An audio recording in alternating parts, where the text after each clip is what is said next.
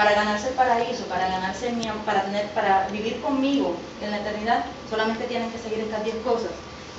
Y cuando lo desobedecemos, estamos rompiendo cualquiera de esas guías que Él nos dio. Entonces, cuando nosotros rompemos esa guía, esto es como una cadena. Nosotros decimos, no voy a seguir esa guía, estamos desconfiando de Dios y no le estamos creyendo su palabra. Porque Él nos está diciendo, mira, te lo pongo sencillo. Aquí está la guía de las cosas que tú tienes que hacer para mí, para que vivas conmigo en la eternidad, en amor. Y cuando no seguimos esa guía, le decimos a Dios, mira, esto yo no lo necesito. O sea, no creo que eso me vaya a ayudar. Y cuando nosotros le decimos a Dios, mira, no te creo, no sé lo que me estás hablando, eso no me interesa.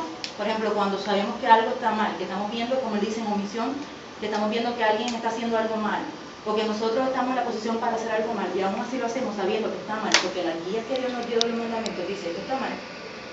Estamos evitando que Dios experimente el amor con nosotros, que Dios, nosotros experimentar el amor con Dios. Porque Dios nos dijo, si ustedes quieren vivir en la grandeza conmigo, esto es lo que tienen que hacer. Y nos seguimos esa regla, no le creemos a Dios y no podemos experimentar su amor porque lo estamos rechazando, lo estamos empujando a un lado. Y cuando nosotros empujamos a Dios, estamos obstruyendo el plan de Dios, porque el plan de Dios es un plan de felicidad, paz y unión. Él quiere que todos nosotros seamos felices, que todos nosotros vivamos en paz, que todos nosotros vivamos en unión como hermanos, porque si algo nos dice los mandamientos, ámense los unos a los otros. Y cuando estamos creando ese plan no solamente nos estamos afectando a nosotros como personas, estamos afectando a las personas que nosotros debemos amar, a nuestro prójimo. Y cuando nosotros afectamos a nuestro prójimo, ahí que comienzan los problemas sociales. Le digo que esto es una cadena, cuando les digo que es una cadena no les miento. O sea, empezamos diciéndole a Dios, mira, no te voy a hacer caso, no creo lo que me estás diciendo, no quiero las reglas que tú me das. Le estamos impidiendo que se acerque a nosotros y entre a nuestra vida, que nos llene de amor. Y por lo tanto, cuando no tenemos a Dios en nuestra vida, no tenemos paz con el prójimo. Porque Dios es amor y eso es lo que Él quiere para todos nosotros. Y nosotros, como decimos, somos personas sociales. Y el amor de Dios es un amor social. No solamente para ti, para todos los que están a tu alrededor.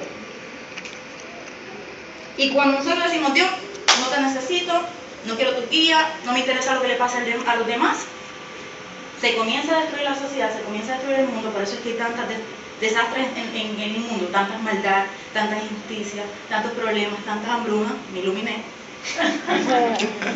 Tenemos una incapacidad para salvarnos. Y si el propósito de todas estas guías que Dios nos da y de todas estas cosas que Él quiere para nosotros es que nosotros disfrutemos con Él en la salvación, en el paraíso que Él una vez nos entregó y por motivos desperdiciamos, que eso vamos a hablarlo más adelante. O sea, como les dije, es una guía, es una cadena. Desobedecemos a Dios, no le hacemos caso, dejamos de creerle, lo alejamos de nuestra vida, y al alejarlo de nuestra vida dejamos al prójimo, arruinamos el plan de Dios que tiene para nosotros, porque le dijimos, esto yo lo que quiero, yo me hago mi propio plan. Yo sé lo que es bueno para mí, yo puedo irme a beber, puedo ir a usar drogas, puedo ir a pelearme con aquel, puedo enojarme con mi familia y no hablarle nunca más, puedo ver lo que sea, no me interesa, incluso yo sé que es lo mejor para mí. Y aun cuando hay cosas que parecen buenas, que uno dice, esto me va a ir súper bien, resulta ser que no son tan buenas. Las tentaciones engañan. Nosotros tenemos basado muy en eso. Nosotros tenemos una experiencia de Dios y nosotros preferimos aún así seguir nuestros propios caminos. Y esa desconfianza ni creerle a Dios, aunque nosotros sabemos de que Él es el amor, aún así nosotros preferimos nuestros propios caminos y eso es una muestra de falta de amor y de desconfianza. Tú puedes ser el Dios del universo y yo sé que tú eres maravilloso. Aún así, tú no tienes toda la razón. Tú debes estar algo equivocado. Porque yo creo de que esto es mejor. Déjame intentarlo, déjame probarlo. Si tú no me das libertad, entonces yo voy a probarlo. Porque algo dentro de mí me dice de que yo voy a... Tentación, ¿no? De que yo voy a ser más feliz de lo que aún tú me estás proponiendo, aunque tú seas el Todopoderoso y tengas la visión de la historia. Él ve la historia, ve toda la creación, pero yo soy capaz de decirle, mi plan es mejor que el tuyo. Esa necesidad tan grande de autorreafirmarnos, de sentir que nosotros somos capaces por nosotros mismos, de nosotros somos independientes como seres humanos, yo puedo, como los niños chiquitos, yo puedo, déjame solo, yo puedo caminar, no me dé la mano. ¿Sí? Ok, yo puedo darte la mano, puedo darme soltarte, pero ahora tú necesitas caminar conmigo. No, yo quiero mi camino y me suelto, Entonces Dios, que es un caballero, lo que hace es que se abre. Ahí está el libre Yo no te, y albedrío. el libre albedrío es ese. Tú no quieres estar conmigo, yo no te voy a forzar, porque si te forzaría no sería amor. Entonces yo te dejo. Cuando yo, sin dejarte suelto, es decir, simplemente estoy cerquita, pero no te hago lo que tú no quieres que yo te haga, que es estar a tu lado, porque tú quieres seguir tus planes. Tus planes son de visión humana, pero el Dios te deja. Y ese es el problema. Nosotros realmente no amamos tanto a Dios, aun cuando experimentamos tanto grande su amor, lo experimentamos, pero si mis caminos son mejores que los tuyos, entonces no hay confianza. No hay realmente un amor profundo. Y Dios lo sabe. Es decir, Dios nos ama tanto porque sabe de que de alguna manera nosotros vamos a tener esa mala elección, pero aún así nos sigue amando. Por eso es que diría, perdónanos porque no saben lo que hacen en la cruz. Entonces, ese enfoque de que nosotros tratemos de seguir nuestros caminos lleva siempre a una destrucción, porque nuestros caminos son limitados. Cuando yo tengo una visión aquí, yo no puedo ver lo que hay detrás de la pared, yo no puedo ver lo que hay detrás de mi vida, lo que va a pasar en el momento siguiente, el día de mañana. Mis acciones, las implicaciones, Dios las sabe. Pero esas implicaciones van a afectar a la sociedad. Y es cuando se empieza a romper todo en la cadena que viene Espíritu. En la cadena que viene. Ok, para poder, ya sabemos lo que es el pecado en la actualidad. Pero para entender mejor el pecado necesitamos saber de dónde proviene. Y pues si alguien me puede hacer el favor de leer en Génesis, en Deuteronomio 24. ¿Tienes alemán, no? Gracias. Cualquier Génesis 24. La serpiente era más astuta que todos los animales salvajes que Dios el Señor había creado. Y le preguntó a la mujer, así que Dios les ha dicho que no coman del fruto de ningún árbol del jardín. La mujer le contestó, podemos comer del fruto de cualquier árbol, menos del árbol que está en medio del jardín. Dios nos ha dicho que no debemos comer ni tocar el fruto de ese árbol, porque si lo hacemos, moriremos. Pero la serpiente le dijo a la mujer, no es cierto, no morirán. Dios sabe muy bien que cuando ustedes coman del fruto de ese árbol, podrán saber lo que es bueno, lo que es malo, y que entonces serán como Dios. La mujer vio que el fruto del árbol era hermoso y le dieron ganas de comerlo y de llegar a tener entendimiento. Así que cortó uno de los frutos y se lo comió. Luego le dio a su esposo y él también comió. En ese momento se les abrieron los ojos y los dos se dieron cuenta de que estaban desnudos. Entonces cosieron hojas de higuera y se cubrieron con ellas. El hombre y su mujer escucharon que Dios, el Señor, andaba por el jardín a la hora en que sopla el viento de la tarde, y corrieron a esconderse de él entre los árboles del jardín. Pero Dios, el Señor, llamó al hombre y le preguntó, ¿dónde estás?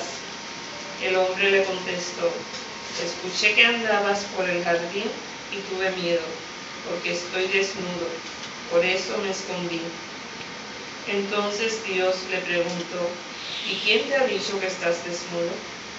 ¿Acaso has comido del fruto del árbol del que te dije que no comieras?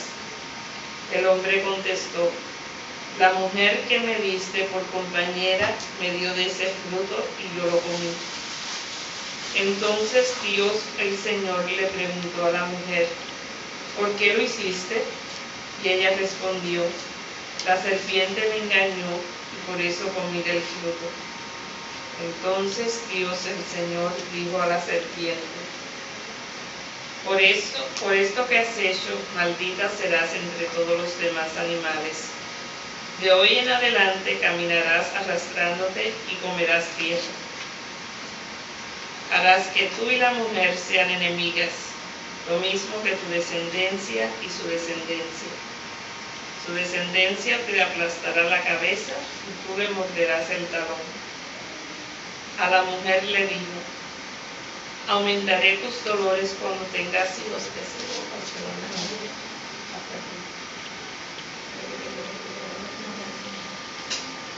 Para ver. Alabamos, Señor. Como pueden ver, si ustedes se dan cuenta, el pecado original vino de la desconfianza del hombre hacia Dios. porque Dios le dijo, no pruebes de ese árbol. Y vino alguien y le plantó la semilla de la duda, y él comenzó a desconfiar de lo que Dios le había dicho. Dios le dijo, no lo comas, y él desconfió. Y pues cayó en la tentación, que es donde caemos todos nosotros antes de pecar. Y comió la semilla. Entonces Dios creó al hombre en estado de amistad con él para disfrutar de su amor. Y el hombre que es seducido por el maligno peca por querer alcanzar su igualdad con Dios. Porque el maligno le dice, eso es lo que te va a dar igualdad con Dios. Si comes, eres igualito con Dios. Y el hombre, ya desconfiando de lo que Dios le ha dicho, de que a lo mejor no me muero, a lo mejor no como igual que Dios, peca, cae en la tentación. Entonces el hombre tiene conocimiento del bien y del mal, y ahí es cuando al desconfiar de Dios se arruina todo. La mujer peca, hace pecar al hombre, se arruina la sociedad que ellos tienen en ese momento, y por ende se destruye la naturaleza, ¿no? No termina un punto para decir algo. Ok, la naturaleza que había en ese entonces. La serpiente es castigada, la mujer es castigada, el hombre es castigado, expulsado del paraíso. Y no es porque Dios no lo ama, sino que ya lamentablemente conocen el bien y el mal, y por lo tanto ya son iguales en ese aspecto. Hay un elemento, creo que esto es un momentico. Vamos a ratificar muy cortico de que no es que Dios no los ame. O sea, no, pues si Dios los expulsó del paraíso y puso un ángel con una espada de fuego para que no pudieran entrar de nuevo, ¿cómo tú puedes decir de que no los ama? Fácil. En el capítulo siguiente arranca diciendo de que Dios le dio la posibilidad de que un terreno, una tierra, que pudiera trabajar, le dio esfuerzo, le dio vida, le dio todas las cosas para que él pudiera seguir existiendo. Cualquier otra visión de otro Dios los extermina. Pero Dios no le da eso. Dios aún los cuida y les sigue, aunque ya no pueden estar, porque Dios elige. Es decir, el hombre elige estar lejos de Dios, él no puede acercarse, porque si tú no permites que esté al lado tuyo, no voy a estar al lado tuyo. Pero aún así yo te doy cosas como regalitos para que tú puedas aún seguir existiendo en tu vida limitada. Adiós. Sí, iba a decir que hay un punto muy clave, un punto como que me cayó en gracia ahora, que Adán le dice como que la mujer me hizo pecar, le está echando la culpa a la mujer. Pero si te das cuenta, eso es lo que hacemos nosotros en el día a día. A veces cometemos errores o pecados y culpamos a la misma sociedad de que no, todo el mundo lo hace porque yo no lo puedo hacer. Nos culpamos a otra persona, casi siempre estamos buscando excusas. Ese punto como que me llamó la atención, porque él culpa a la mujer, como que ella me hizo comer, pero eso es lo mismo que hacemos nosotros. Es como de niño chiquito. Yo lo hice porque él lo hizo. Lo voy a contar. La mujer culpó a la serpiente, si te pones a ver también. Pobre serpiente que no. Pero eso es un enfoque bueno. Es decir, tú estás claro de que el pecado no trae una responsabilidad. Es decir, si ahora porque yo estoy consciente, yo estoy feliz y contento, todo bien, todo magnífico, pero cuando yo caigo en la cuenta del error, lo primero que de alguna manera, bueno, ¿y ahora cómo me libro de esta? ¿Cómo quedo bien? Me quito la culpa. Pero yo soy bien consciente de que hay un daño hecho. Tú sabes, no, que yo no sé lo que está bien o está mal. No. La conciencia, el pecado es realista. Tú sabes que algo no está bien. Y una forma más infantil es quitarse la culpa. Porque uno siente que la presión es tan grande de afuera, de la culpabilidad, que uno o lo enfrenta o lo tira para otro. Pero es eso importante, que de alguna manera uno tiene que tener conciencia de lo que está haciendo. Eso es una de las cosas básicas del pecado. Para que ocurra pecado, una de las características es que tienes que ser libre, y lo otro es que tengas conciencia de lo que está haciendo está mal. Pero nosotros siempre sabemos un poquito de que las cosas no son tan buenas como me parece. Aquí hay algo turbio. Pero nosotros seguimos haciendo porque tenemos nuestro propio plan y nuestro propio deseo de que mi camino es mejor. Okay. De esta situación es que se deriva el pecado original con el que todos nacemos y por el que redimimos con el sacramento del bautismo. O sea, ya desde que nacemos, ya por este pecado original, todos somos pecadores, y como único nos quitamos ese pecado de arriba es con el sacramento del bautismo. Eso todos lo sabemos de catecismo. Parece un motivo como eso. Todos saben lo que es el pecado original. La gente nueva, Damaso de regreso. Oscar y Luis, ¿qué se acuerdan del catecismo? ¿Qué es el pecado original? ¿Qué se acuerdan? Lo que se acuerdan. Bueno, yo no veo el catecismo. Vale. ¿Se acuerdan de algo de lo que es pecado original? ¿Por qué es original? ¿Por qué es origen? Luis.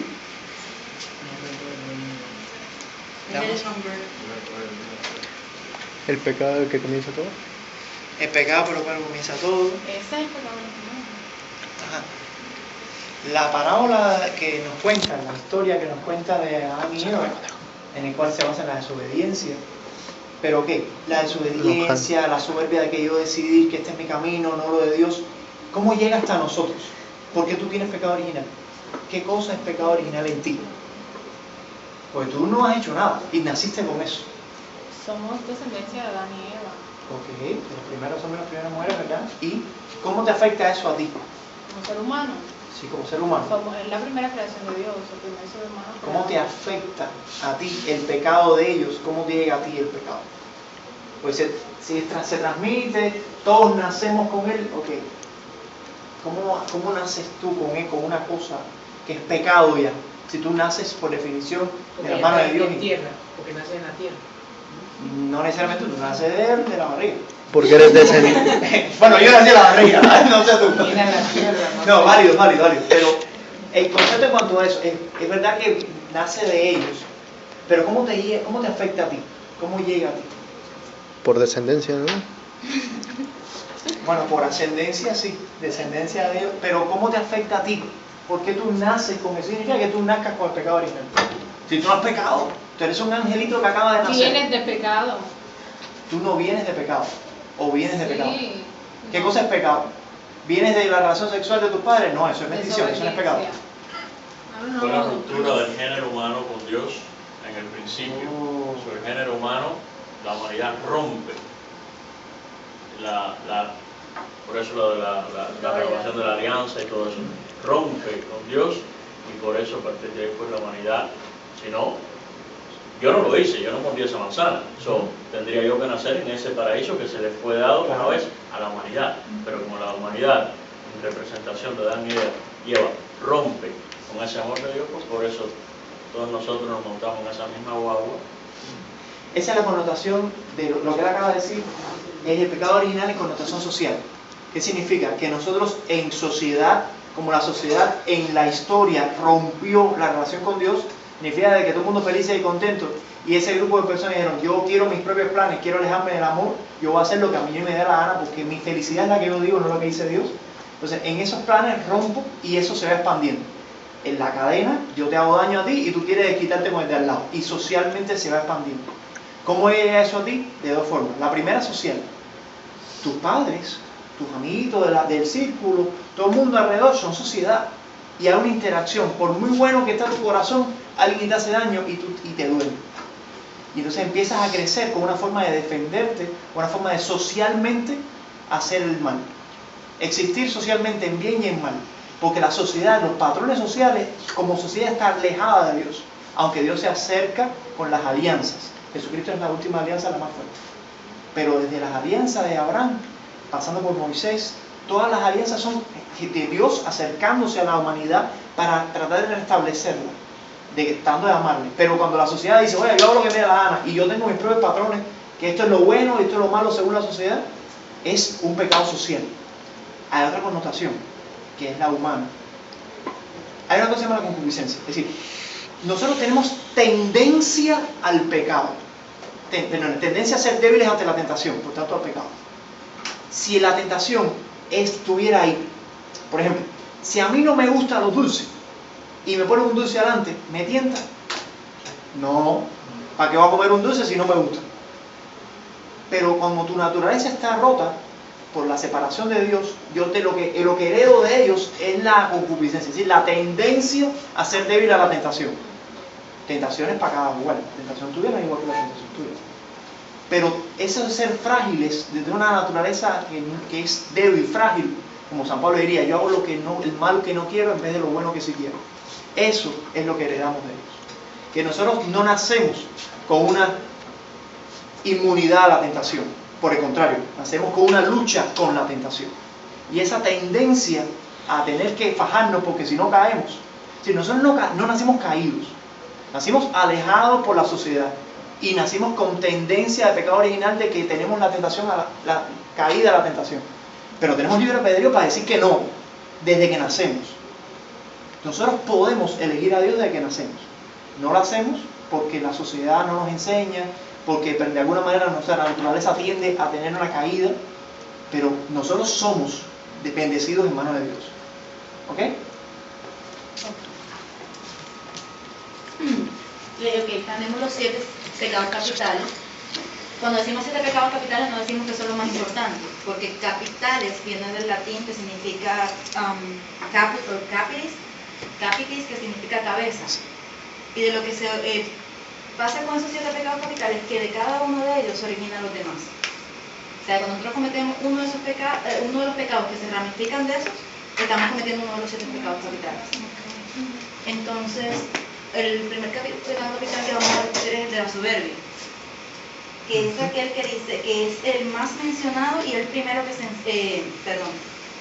el que da origen a los más serios pecados. Como dice, es la cabezota de todos los 7 pecados capitales, porque de ese salen los otros 6 también. O sea, y significa cuando nosotros pensamos que somos más importantes que las demás personas, que lo que nosotros hacemos es mejor que lo que cualquier otra persona va a hacer, que somos los más grandes, o sea, como a mí nadie me pasa por arriba, pues yo le paso por arriba a todos los demás. Y eso pasa mucho en el trabajo. O sea, en el trabajo, cuando estamos trabajando, siempre hay un compañero que es súper soberbio y que se cree que te puede contigo. O un jefe que dice, porque yo estoy en este escalón acá arriba, tú tienes que hacer lo que yo digo, y si te digo arrástrate, te arrastro. Eso es verdad. Sin embargo, también hay una opción, esa es la opción más común. Ajá. Yo he descubierto una opción que me pasó no hace mucho con una amistad. Sencillamente, la persona tiene tan baja autoestima que como se siente que los demás están por encima de esa persona. Y se pasa la vida haciéndole daño, ya sea en chisme, ya sea en daño, a bajar a los demás, destruir su moral para poderse sentir que esa persona vale algo porque yo estoy encima de ellos.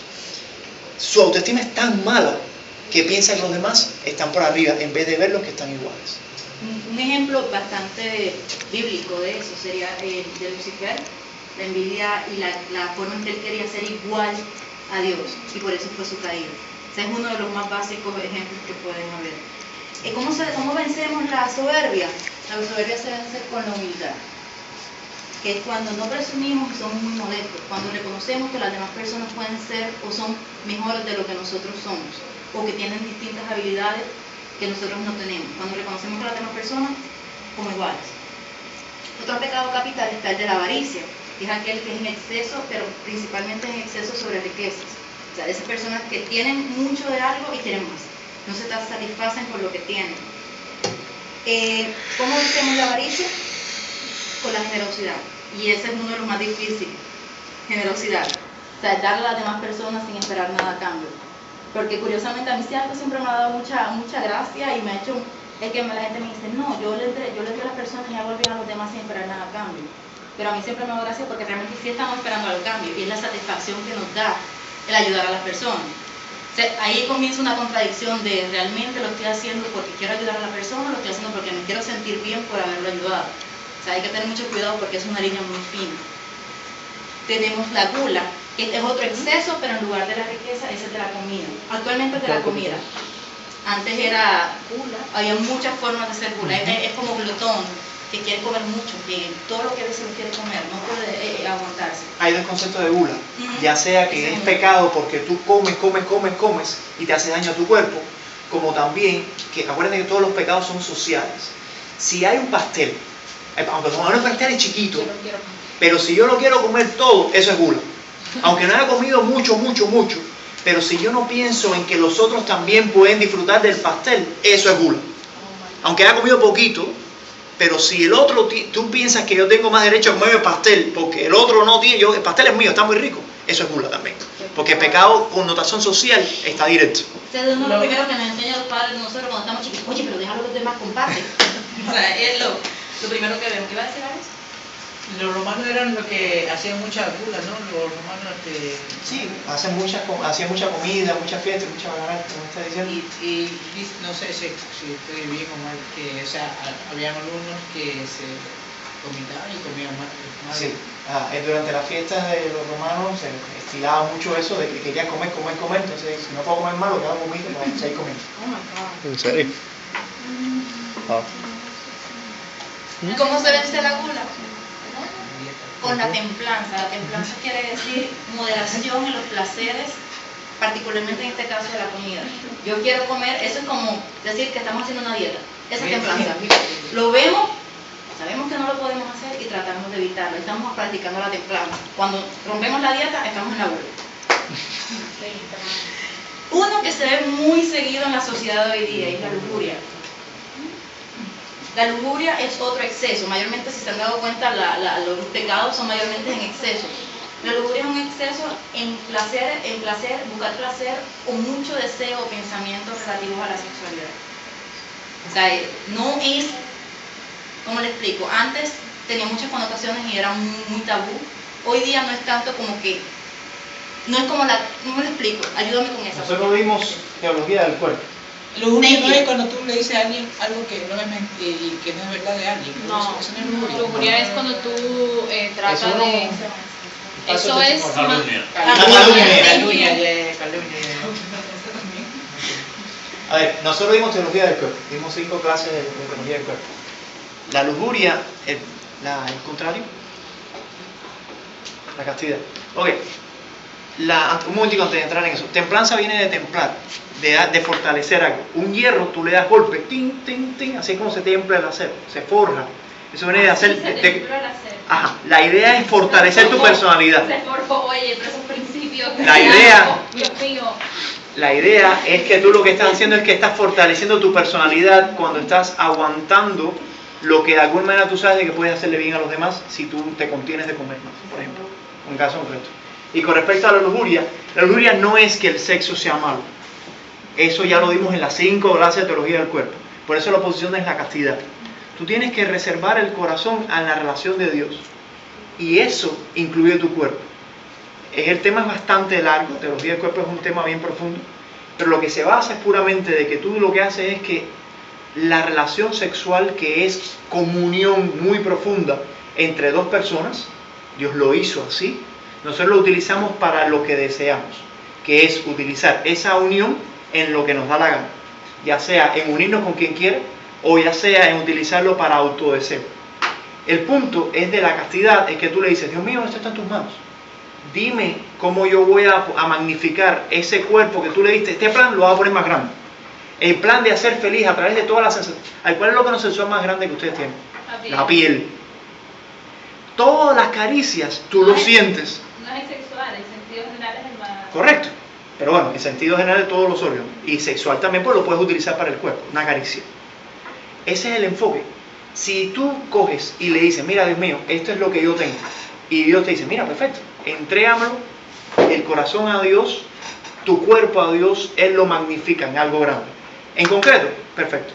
¿Cómo tú sabes que tu corazón no va a ser dañado si lo entregas a alguien? Fácil, si Dios es un intermediario entre ustedes, por eso el matrimonio entre 3. Es Dios en el medio de 2 personas que se juran y se comprometen en un amor. ¿Qué ibas a preguntar, Dios? No iba a preguntar, iba a hacer un comentario. En Castos por Amor justamente se nos ha enseñado que castidad a veces pensamos que es abstinencia, pero castidad es estar en, la palabra exacta no la recuerdo, pero como en concordancia, concordar con tu mente y tu cuerpo y tu espíritu, como el alma, lo que tú pienses, lo que esté bien y con tu cuerpo, estar de acuerdo. Sí, inmediatamente. Tenemos la pereza. Esa es una de las que casi todo el mundo padece. Esa es la más aguda. La versión, el nivel más elevado del vago. Sí. Vean, es la incapacidad de hacerse cargo de uno mismo. Se considera como una tristeza de ánimo. Es como dejar las cosas aplazarse o no hacerlas en el momento como se pueden hacer. Procrastinar. Eso sí, procrastinar, eso lo enseño mucho. Procrastination, sí. Es una tristeza de ánimo, esa es muy peligrosa, porque la pereza puede llevar estrictamente a separarse completamente de Dios. Por ejemplo, las personas que no van a la iglesia porque lo dejo después, eso es pecar de pereza, porque poder ir a la iglesia 1 hora no mata a nadie. O sea, esa es una de las cosas que más afecta, nos separa mucho de Dios. ¿Cómo se lucha contra la pereza? Con la diligencia, que es a prontitud, agilidad. Lo tengo que hacer, vamos a salir de eso, lo voy a hacer.